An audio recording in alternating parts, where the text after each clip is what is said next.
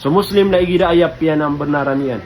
Nagupian na maranian nagyang kutua sukatan na halal na kusaba panuto sa giyang kutua kap terima wallahu subhanahu wa ta'ala sa giyang kutua sadakan yan igira misa sadaka.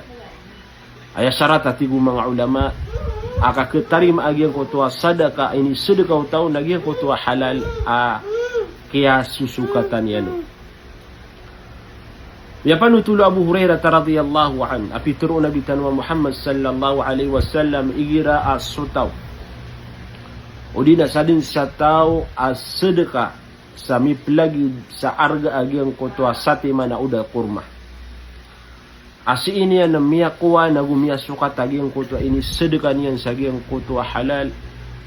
Agus wallah na daat terimaan niyan sadaka agyang kutua tao inunta na agyang kutua sotiatamu.